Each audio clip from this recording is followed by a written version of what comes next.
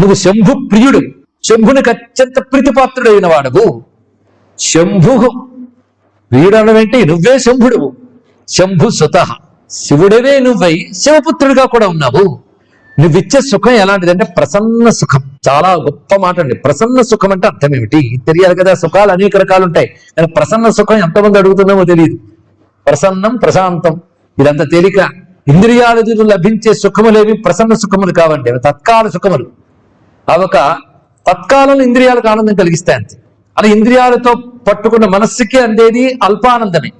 ప్రసన్న సుఖం అంటే ప్రసన్న ఆనందం అంటే భూమానందం అని అర్థం. ఇక్కడ ఏది అనంతానందమో బ్రహ్మానందమో దాన్ని ఇచ్చేవాడు ప్రసన్న సుఖద అంటే శాంతితో కూడిన ఆనందం. శాంతితో కూడిన ఆనందం అంటే ఒక్కటే సచ్చిదానందం. ఆ ఆనందము నువ్వు ఇస్తావు కాదు, ఆనందం నువ్వు. అందుకే ప్రసన్న సుఖద సచ్చిత్ స్వరూపో మహాన్. నువ్వు సాక్షాత్ సచ్చిత్ స్వరూపుడము. సర్వజ్ఞ త్రిపురఘ్న శంకర సుత సత్ప్రేమవశ్య. అలాంటి సుబ్రహ్మణ్యుడు ఎలా దొరుకుతాడంటే సత్ప్రేమవశ్య. చక్కని ప్రేమ ఎవడుకుంటుందో వాడు దొరుకుతాడు కుమారస్వామి. పిల్లలు అంతే కదండి, ప్రేమతో పిలుస్తూ వచ్చేస్తారు. కుమారస్వామి కూడా మన ప్రేమతో పిలవడం చేత కావాలి. అలాంటి భక్తికి వశ్యుడు ఆయన.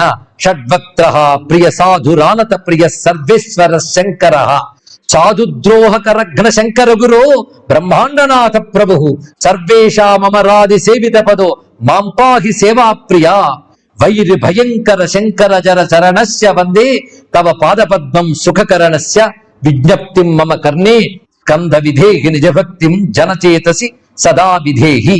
కళ్యాణకర్త కలికల్మషఘ్న కుబేర బంధు కరుణార్ద్ర చిత్త త్రిషట్క నేత్రో రసవక్త్ర శోభి యజ్ఞం ప్రపూర్ణం కురుమే గుహత్వం. ఈ శ్లోకములు పారాయణ యోగ్యమైన శ్లోకాలండి. యజ్ఞాల్లో గాని ఈ శ్లోకం పారాయణ చేస్తే యజ్ఞంలో మనం తెలియకనే ఏవో లోపాలు జరిగితే ఆ లోపాలు పోయి పరిపూర్ణమవుతుంది ఇక్కడ. అందుకే ఇక్కడ అడుగుతున్నది ఏంటంటే నువ్వు కళ్యాణకర్త కలికల్మషఘ్న కుబేర బంధు కరుణార్ద్ర చిత్త త్రిషట్క నేత్ర అంటే 18 కళ్ళవాడు నువ్వు. 6 ముఖాలు, ముఖానికి 3 కళ్ళు. 18 కళ్ళవాడువు. రసవక్త్ర శోభి, నీ ముఖాలు రసముఖాలయ్యా అన్నాడు. అంటే అర్థం ఏంటి? వేద భాష రసములన్నీ 6 షడ్రుచులు. అది రసవక్త్ర శోభి అంటే 6 ముఖాల వాడు అని చెప్పడం దీనిలో ఉన్న అందం. రసవక్త్ర శోభి యజ్ఞం ప్రపూర్ణం కురుమే గుహత్వం. నా యజ్ఞాన్ని పరిపూర్ణం చేయు. పైగా నిన్ను స్తుతించాలి అంటే ఎవరి వల్ల అవుతుందయ్యా? అనేక మంది గురువుల దగ్గర శిక్షణ పొందినటువంటి పండితులకు కూడా నిన్ను స్తుతించడం చేత కాదు. వివిధ గురురపిత్వాం స్తోతుమీశో నహి స్యాత్ కథమహం శ్యాం మందబుద్ధిర్ వరార్చ్య శుచిరసురి అశుచి అనార్యో యాదృశస్తాదృశోవా పదకమల పరాగం స్కందతే ప్రార్థయామి. నేను శుచి అయినా కాకపోయినా ఎలా ఉన్నా అలా ఉన్నవాడిని నీ పాదపద్మాన్ని ఆశ్రయిస్తున్నాను. ఇది తెలుసుకోవాలి. అంటే నేను పవిత్రుణ్ణి గనక నీ పాదపద్మాన్ని ఆశ్రయిస్తున్నాను అనగలిగే ధైర్యం ఎవరికి లేదండి. మన శుచులమో అశుచులమో ఏమీ తెలియదు, కానీ నీ పాదపద్మాన్ని ఆశ్రయిస్తున్నాను.